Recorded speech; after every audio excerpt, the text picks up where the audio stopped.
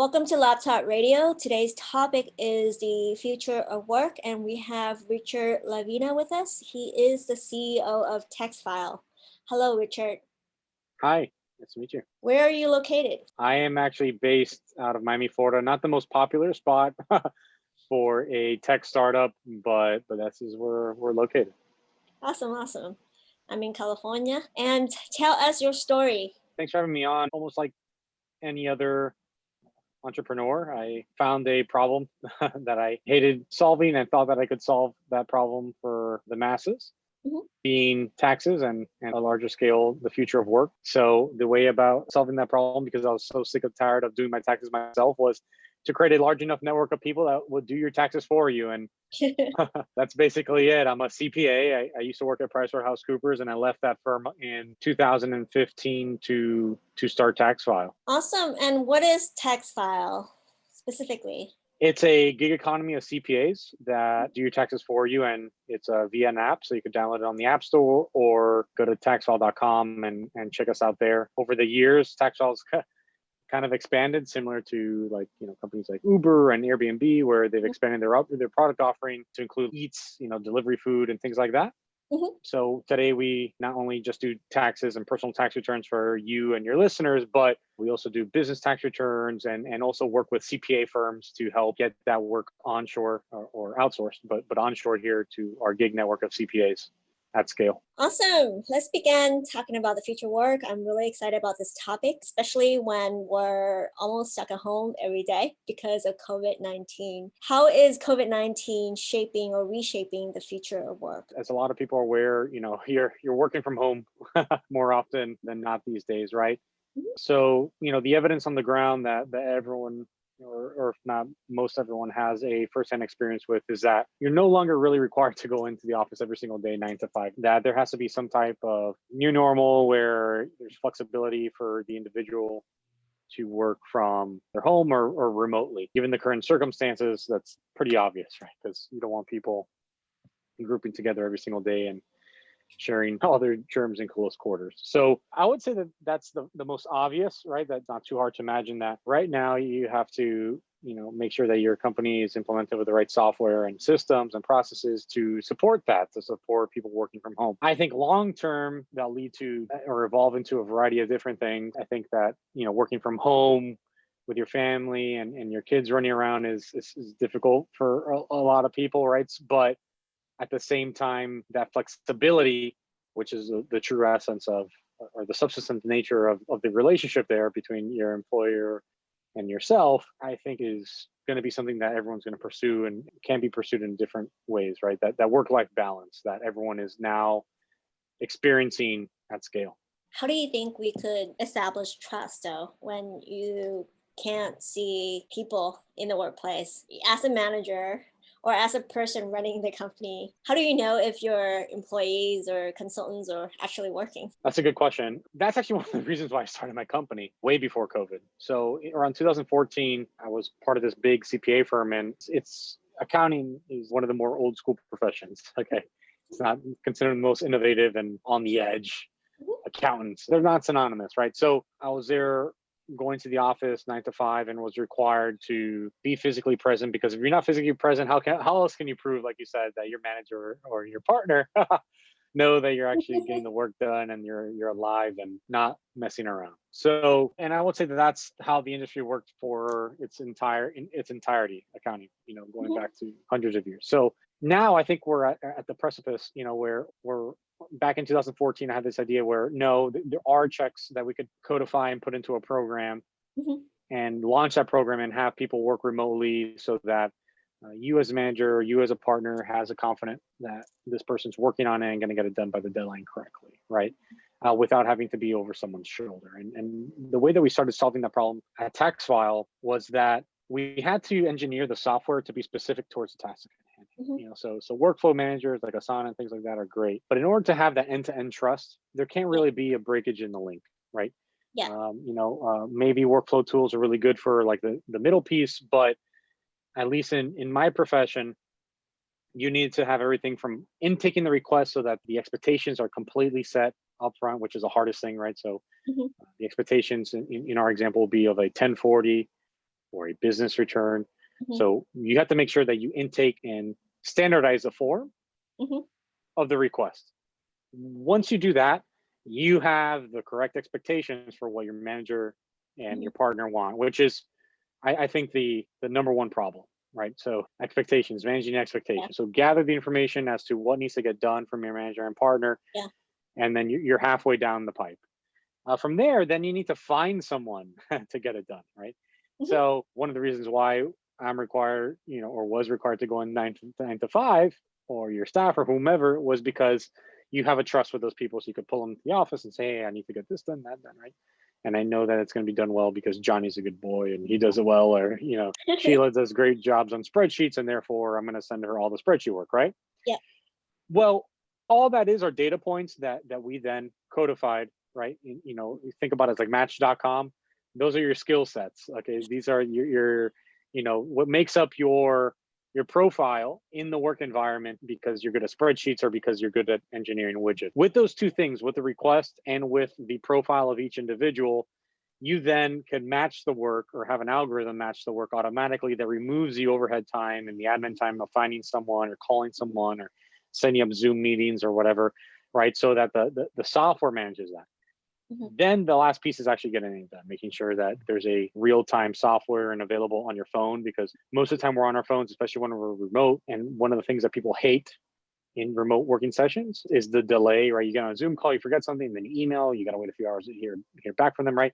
But if you have a app similar how you could text your Uber Eats driver or whatever, well, Yeah. why can't you do that through the natural course of whatever assignment you're provided, right? So the application, it just doesn't, it needs to live on your desktop, but it also needs to live on your iPhone and on your Android, so that you could get real-time alerts until the job is done, right? So it's like this, even though you're flexible in your home, you're always kind of like plugged in, and that helps cater those expectations. You can make adjustments in real time in terms of if this is the right job, or am I doing it correctly, and all this. And then really you could take it anywhere from there. You could work I was talking to someone today in St. John's, right in the US Virgin Islands. That's a professional. So that's how we approach solving that problem. Awesome. I'm really excited about my next question, and I just wanted to get it out of the way. What are some of your favorite collaborative technology and tools? And then follow-up question to that is, do you think today's collaborative technology is sufficient for more of a remote workplace? Good questions. I think we're just in the early stages here, in terms of collaborative tools, because we haven't really had a need. First of all, the hardware in 2000 and let's say even 2012, like, Mhm. you don't have to go back a decade, weren't really set up, right? The speed, the Wi-Fi, the iOS operating system couldn't really handle big data projects in real time for extended periods of Yeah. time. And I think the hardware had to kind of evolve with that. Now we have better cameras. Even we're taking for granted right now. I think you're on a desktop or a laptop. I'm on a laptop. Yeah. We can see each other in real time. There's no real bugging out and lagging. We have Yeah. gigabit now. In 2012, 2015, 2016, there wasn't really gigabit at our Yeah. homes, or fiber optics, right? So we couldn't even start solving those problems, those collaborative remote problems, until just recently. And now it's accelerated exponentially by COVID. So I would say that we're very much in the early stages, right? If someone had asked Bill Gates or Steve Jobs back in, let's call it circa 2000 and let's call it 2007, right? People would think, well, wow, like the iPhone is just there, and how much more can you do? And BlackBerry had a bigger market cap than iPhone, right? Yeah, I had a BlackBerry. Yeah, I know, and it's kind of like back then they were the market leader, and if people would have realized that they were at the very beginning of this digital transformation, mobile transformation, I don't think BlackBerry would have had the market lead there, because the iPhone could do a lot more.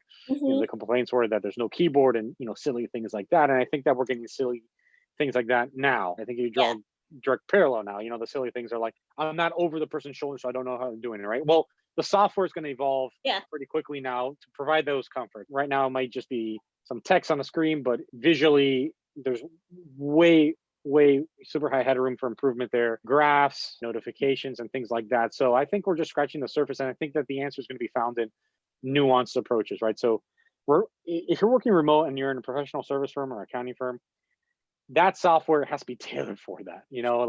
Like there's a lot of specificity that goes on in my day-to-day work, and we have 3,000 CPAs and what they do day Mhm. to day, that doesn't really relate to, let's call it, a banker, right?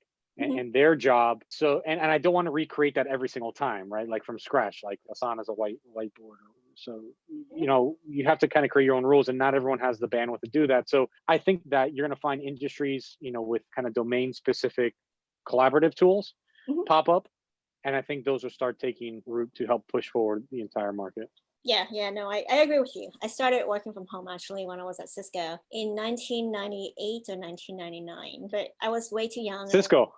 It was boring for someone who is young to actually work from home because you don't really get to see people. And then when I was at PayPal, I worked from home, I think 1 day a week, but it was because I live really far. I think there's a balance between building that relationship and seeing someone face to face. At that time, I think the camera really sucks. Yeah. I don't know if you remember, but even the iPhone back in the days, you can't see anything. I think voice over IP has gotten a lot better. Yes. And Skype has even gotten a lot better. And then, of course, we have Zoom and other technology that allows it to be a lot easier. Yeah, it feels like you experienced that entire evolution, and maybe it was inverse for you, right? Because in the early days, you're still Yeah. growing as an individual, and and the needs as a young professional are completely different than someone that has 3 kids. My 3 kids are screaming Yeah. inside.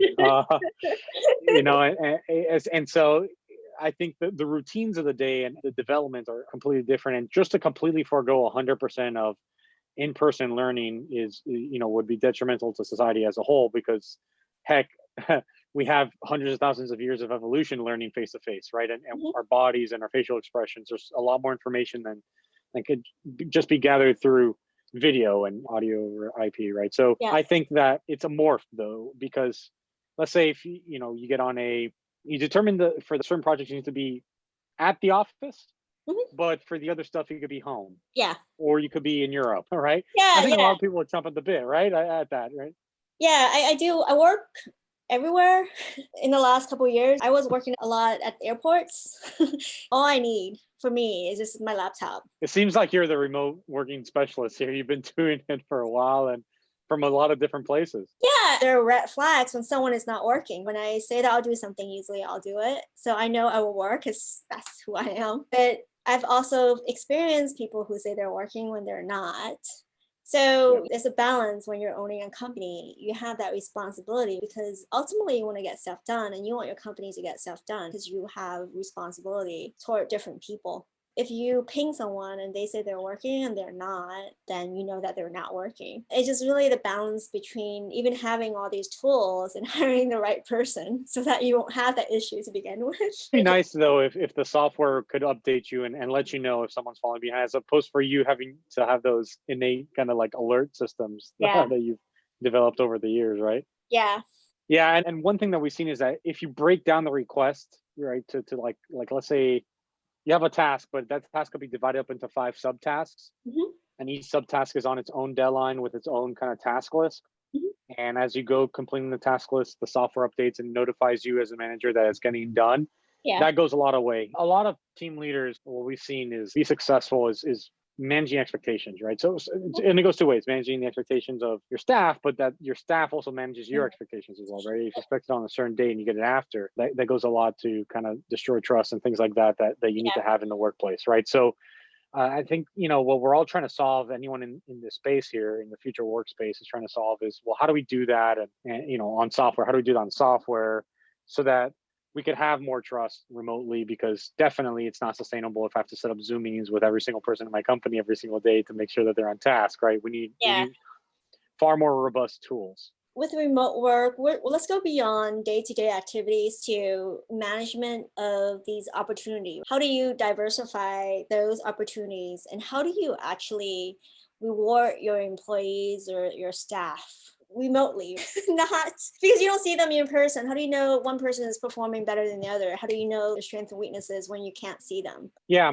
so there's a lot to that. Pretty basically, what we have set up now as guardrails and feedback loops is, at the end of each job, you just rate them, and depending on what job it is, the software could produce some categories that relate to that job, right? So if I'm doing a personal tax return, how did they do on the itemization piece, or Okay. or whatever it is, right? So feedback forms that are specific to the job they came across, okay, at the end, and you rate both ways. So the staff has to be able to rate the manager, and the manager has to be able to rate the staff, because if the manager was saying, hey, I need this done by tomorrow, and provides you with no data, Mhm. right, to get that done, well, that's not your fault, right? And you need to be able to keep track, and it keeps everyone kind of honest in terms of expectations, which we said before, which is the most important thing to manage. So feedback loops, a simple feedback loop like ratings, and ratings across request specific categories, is Mhm. very important. And then what you do is over time you start combining these, Mhm. and you start seeing trends on how people work on certain subcategories, and then that could get kind of codified to the profile. Mhm. It could allow them to open up new jobs. And here's the thing, money's great, but there's a reason why the gaming industry is so large. And, no one gets, I mean, I guess professional video game players get paid to play, but the majority of people playing video games don't get paid to play, and they just play because it's gamified, and there's dopamine triggers, Yeah. and there's a level of hierarchy in there, and that definitely can be applied here. Gamification's been around for a while, but why can't your work be gamified too, right? So you could, Yeah. depending on the feedback on those subtasks, you could have rankings against your peers, which is great, and kind of cool, and really helpful, to be honest, if you want a competitive environment like sales. There's things like that. You also could badge and open up jobs. So for example, if you're new, Mhm. maybe you only could take on a certain type of jobs, but if you want to get to this part, of your career, and Mhm. do other types of jobs, there's a pathway to there, and you have to have certain performance metrics on certain jobs, and that allows you to open up a little bit more and take on a little bit more and a little bit more. And by the time you know it, you're able to pick up those jobs. And that's something that we do here at Taxfyle that really works. If you're a new CPA, you only Mhm. could do 3 jobs, Mhm. right? And you have to build up a reputation, and your score needs to be above X, and you start building it. So there's definitely ways to keep people coming back to the software, Mhm. and and as the software gets more streamlined, and it feeds into the flexibility, because the more that your manager could trust you remotely, the more that you could be trusted working from anywhere and taking time off, and doing things like that. Let's talk about some of the specifics of being at the office and working remotely in terms of feedback and 360 reviews. I think this is kind of fun because it's kind of new, and I'm not sure if the 360 feedback people have even thought about it. So with 360, you basically ask all the higher ups to rate you, and then all the other people as well. So you can have like a 360 feedback of you and how you perform at the job. With Zoom and remote working is a little bit different because I think you could be more productive if you want because you can be really direct, but you have to make an effort to schedule calls or Zooms or whatnot with the people that you work with. So the way that you work is a little bit different. Yeah, What would be the nuance be between being in the office and working remotely? We're kind of redefining the future of work. yeah, no, and I think that, like I said, there will need to be a balance of both, because we're not going to totally get away from the physical. I mean, believe it or not, COVID will come to an end, and people, need to go back. I mean, that's in our DNA. Like, there's not going to be generation of kids. Like, I have a 2-year old, half his life, has been in quarantine, hasn't even played with anyone outside of his brother, right? So it's like that's not sustainable. That's not healthy. Okay, I mean, we want a healthy workforce. We want a healthy future here. So the bifurcation of which meetings need to take place physically, for example, any cultural events, or like holiday parties or things like that, that's very important for people to at least connect and to establish a baseline, right? But with their colleagues, in terms of like some type of a social connection. Once that connection is made, and however many meetings that kind of takes place, and maybe some bigger meetings, for example, like these review meetings, right? I like to review people face to face.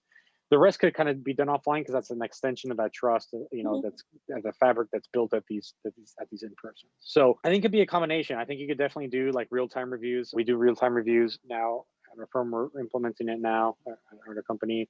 My firms in the past have used that. That's really nice to know where you stand. So it's not like you worked remotely for a month, and then, or 2 months or 3 months, and then you get back and you're like, wait, I'm bottom of the total pole here. I'm not getting promoted. I didn't know this. You definitely need to avoid that at all costs. So how do you do that? If you have a more remote working environment, your feedback is more frequent, right? Mhm. On Taxfyle, we have 3,000 CPAs. All of them are rated as soon as the job is closed. You close a job, you get feedback. So you're getting feedback like on every single Constantly. task that you're completing in Mhm. real time. If you have a team that's more collaborative in person, you can read facial expressions. You kind of get the sense of tone of where people are. Yeah. Is he or she really trusting me with this task, or not? Yeah. And there could be a different schedule there. Yeah. So you're not walking on eggshells. No, and I don't think that's healthy. If you are, I think for the most part, people like to know where they stand, Mhm. honest and fair, and if that's correct, then they have the best information to see and assess whether they want to stay there, adjust, or find new pastures. Awesome. And then I wanted to ask you about the gig economy. It seems like the world is shifting toward that direction where people can determine their hours and work at a certain specific item for companies. And I think there's just more and more of that. What are your thoughts on that kind of economy with the future workforce that could work anywhere doing a specific thing? Well, I love it. I mean, I built my entire company off the backbone of the gig economy. We have the largest gig economy of CPAs underneath one roof today. So I think that for the most part, and it's not for every industry. Okay, gig sourcing something that a task at scale that needs physical presence 100% of the time is pretty difficult. Like if you're a plumber, you have to actually go on site, right? So Yeah. so like Yes. you're not gonna fix that iron pipe remotely. Not even with AR or VR. No, no, you actually physically need to plug the leak somehow, right? So I would say that it depends on the work, right? One of the reasons why we use the gig economy to power Taxfyle is because you can manage all those things, all the tasks, and on all the deliverables virtually. The tax software is virtual. The IRS that connects to that software that happens completely virtually. The documents that you get from your client speak for themselves, and if you need to fill in the gap, it could easily be done via Zoom or chat on the app. So I think there's nuance there. It kind of depends on what you're trying to get done. If conversely, if you're looking to sell your company and do some type of M&A transaction, you kind of want to meet the people you're selling to, or that you're trying to buy, because before you make up change the entire course of your life, you want that extra assurance, right? So Yeah. I think there's varying degrees.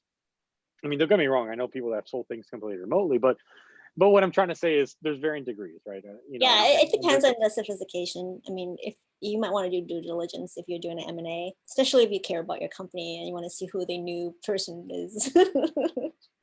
yeah, you want to know if your employees are going to stay there, how they work with your employees. Yeah, Maybe a physical interview goes a long way, right? So yeah. there's a lot of nuance there, but I think the gig economy I'm going to throw a high number out there, at least for accounting, because that's the space that I work in. So this is bookkeeping, this is tax work. I think 90% of that work could be done via the gig economy. And I say 90% because I only really leave the 10% to the relationship piece.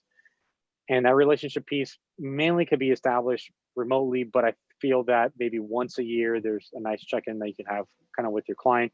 And I think that after that's quickly established that trust, once or twice, I think that the client would have enough trust to not meet in person anymore, to be honest, once that Yeah, baseline is established, right? yeah, So there's a nuance there. It's kind of like, well, do I need to meet in person? The answer is yes, but maybe only once for one yeah. year, right? Or 2 years.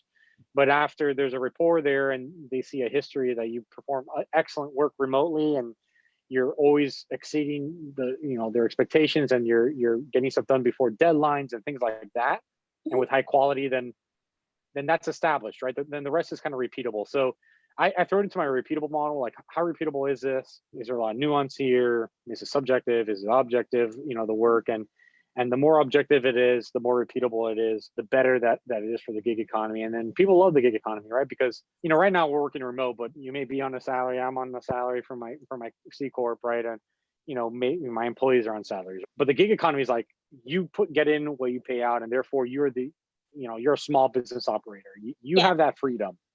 There's nothing like that freedom. Freedom yeah. is the best, right? So Freedom is the best. it really is. So if you want to kill yourself for 4 months and make $100,000 in 4 months, and not sleep and take on as much work as you can and just work overload and You can do case it. your eyelids open, right? You could do it. And then for the next 5 months, you could just take off, right? And there's no one there to hedge you, like, oh, okay, well, maybe you can't do that, or no. You are the master of your own domain. You take the rewards, you also take the benefits, but because you take the full brunt of both, Mhm. you have the full control. And I feel that that's extremely liberating.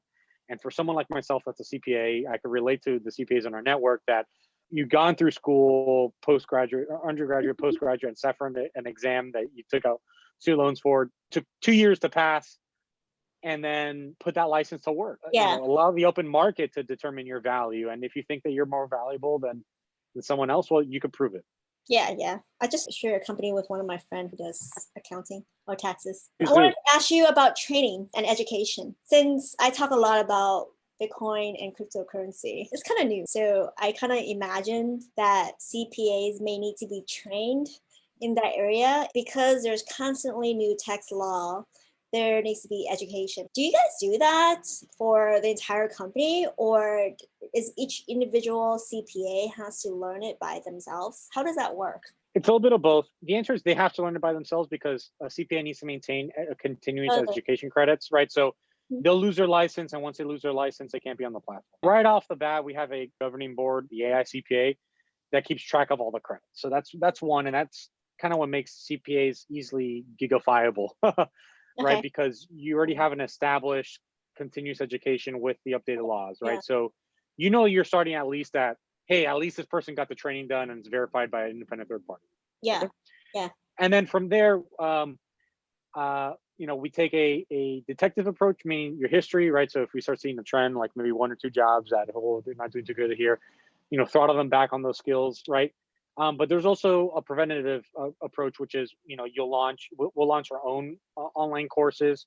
And depending on the complexity of the client, right? So let's say it's not an individual, but it's a CPA firm sending us thousands of jobs, and all these jobs have, let's say, a complex non-resident form or something like that on it, right? And new laws are impacting it. We will then require some people to take courses in order to become eligible to pick up that work from that client. Okay. Got So it. we take a balanced approach, and it's very measured, right? So for the easier stuff, we may rely upon the ICPA. For the more complex, nuanced stuff that comes in higher volume, we may do both. You got to maintain your CPE credits, and then we would like for you to search to us specifically that you have this specialty. Awesome. Awesome.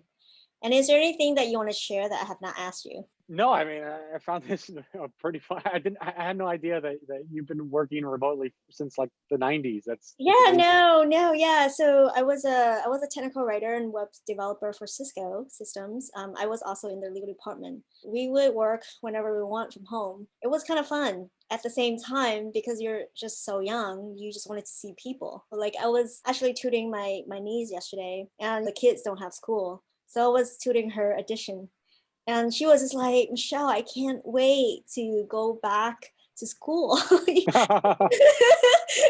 As you grow, though, like I was at PayPal as your attorney, and I was living really far from the office, so I worked from home once a week. It was cool because as an attorney, you don't really need to be at the office. You Yeah, just you just need a paper, exactly. literally word and a phone. That's it.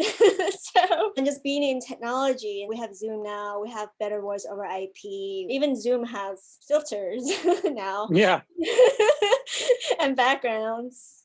It's been kind of fun. I was tutoring some kids, AP history, AP biology, do Zoom. All the students are all over the world. Wow. And Zoom has a whiteboard where you can actually do math on it. So that's when I first used Zoom actually. It's just been like super awesome. Like I'll be at Stanford and when we had the live radio and I would be at the stadium, I could basically tutor there. So Fantastic. it's awesome, yeah. And I was tutoring AP biology at Silicon Valley Comic Con one time. Because when you're everywhere, you can actually go out and do things. So and do your work at the same time. That's pretty cool. That freedom is amazing because you could go to your Comic Con event and then not have to sacrifice either one. You could have both, which is Yeah, what everyone wants, right? yeah, because it's 1 hour, but you could avoid traffic and plan your days better, so you don't have to worry about all the logistics. I think it saved a lot of time. Like even with the radio, I really get to learn a lot more about the other radio DJs from Hmm. staying at home because we had the Zoom meetings. And I get to meet everybody and everyone is there because everyone's at home. But when I'm actually at the radio station, I don't see anyone. I just go there, Yeah. have my radio show. It's kind of fun being live because I see, comments on the screen from the people who listen to us. But at the same time, I don't get to see the other DJs. So it's kind of awesome. I'm not complaining. That's great. That's great.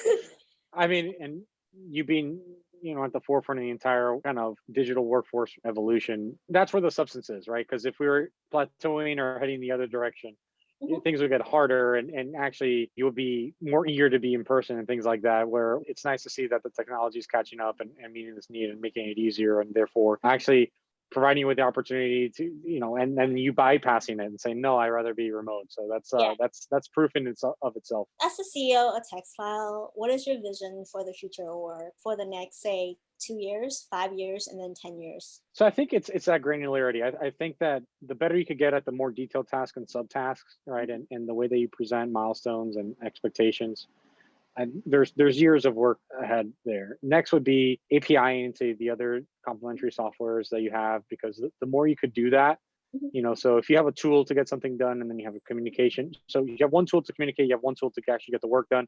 If they were talking to each other, Mhm. the experience would be infinitely better, right? So that way you don't have to, Yeah. update two sets of data.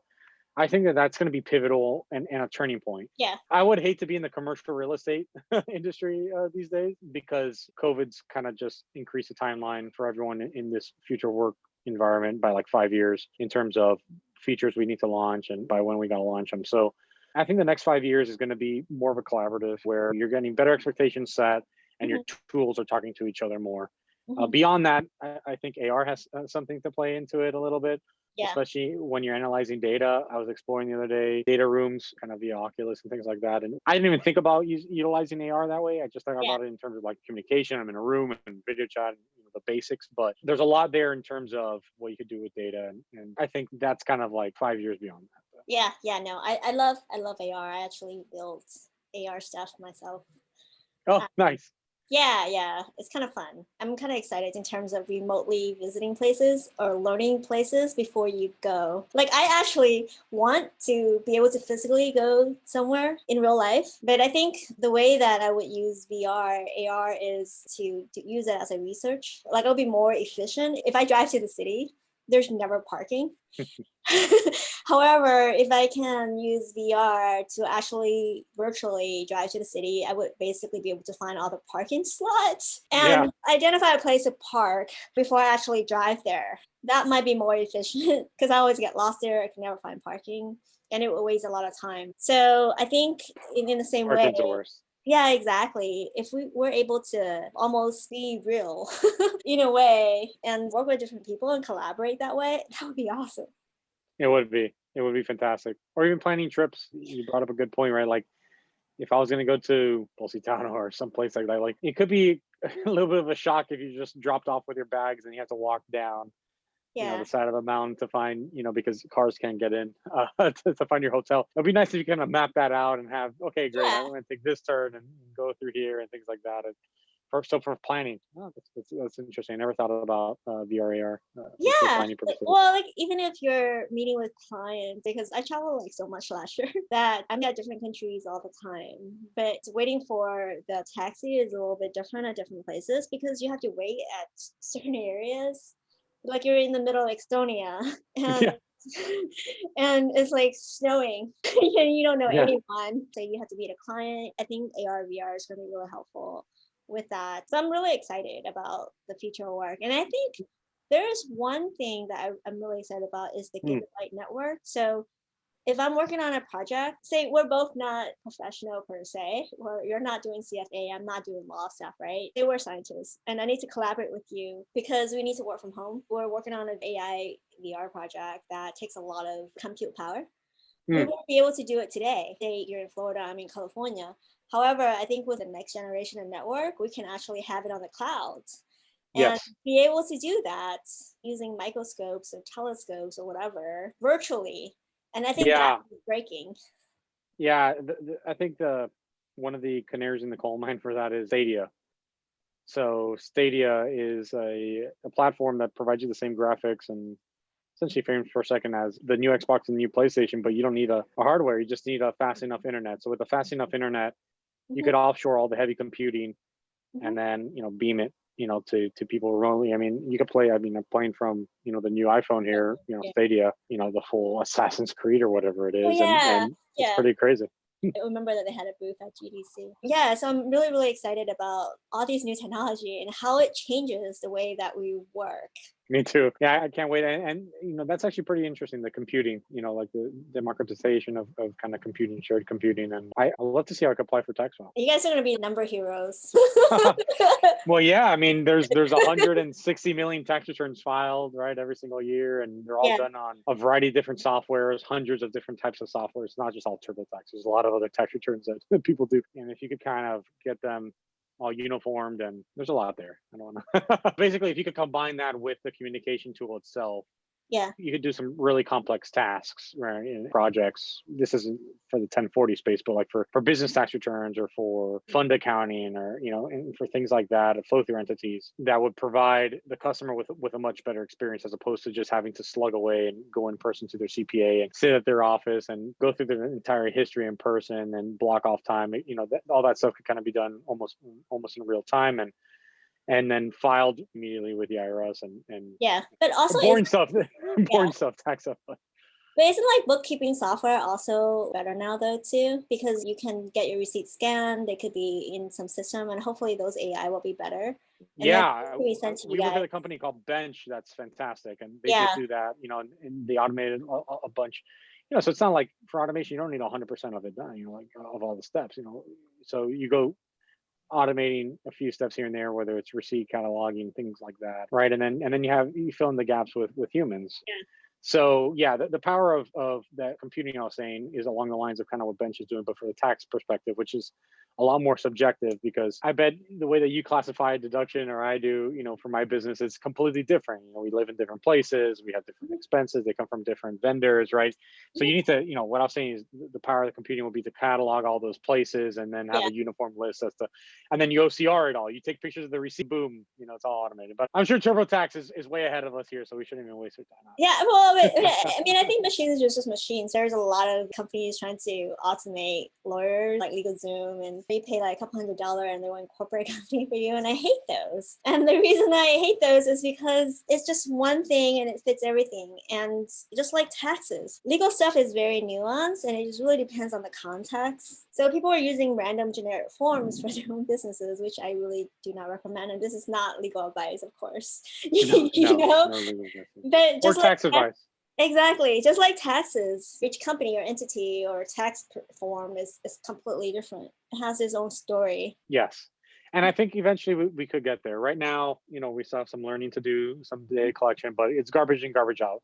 Mm-hmm. You can't collect the right information without the right kind of data capture tools in place. And then once you have that, you can start forming the next feature sets, and then those feature sets will evolve into AI. Yeah, we're looking forward to that. I think that'll be awesome. So a little bit about your company. How does it work? You have a network of all these number heroes, and then you have people who want their taxes done. So it's a two-sided market. Yep, that's exactly Okay. it. So just download the app. You say what type of tax you need help with, whether it's this year or 5 years ago or all 5 years or whatever it may be for your business or your personal. Okay. And then you answer some questions. Our algorithm will pick and choose which ones are tailored to your situation. And then that will then convert itself into a request that then someone will pick up. And usually it gets picked up pretty quick, like 90 seconds. So Okay. How do people find your app or your site? Taxfyle.com. So TAXFYLE. And then Okay. you also could download it on the App Store or Google Play Store, just with Taxfyle. Awesome. And what is one piece of advice that you would like to provide to the community? To embrace the virtual workforce, I think that the more people embrace it, the more that it'll stick, and the more that it sticks will be the better it'll be positioned to provide you with freedoms, right? Because if we go back to this rudimentary way of conducting business, if I'm not in front of you, you're not getting work done, then we don't break that cycle. So it'll be nice if we could finally break that cycle. We have our part to do on the software side to make sure that the software is up to speed to provide those management and partners with confidence. But I think that the workers have a piece to say in it as well, right? So the better work that we do remotely, or that you do remotely, the more trust that there is in the system. Yeah, and it is really about that relationship and just maintaining that trust. Yes. Yeah. Thank you, Richard. Thank you. Bye. Bye.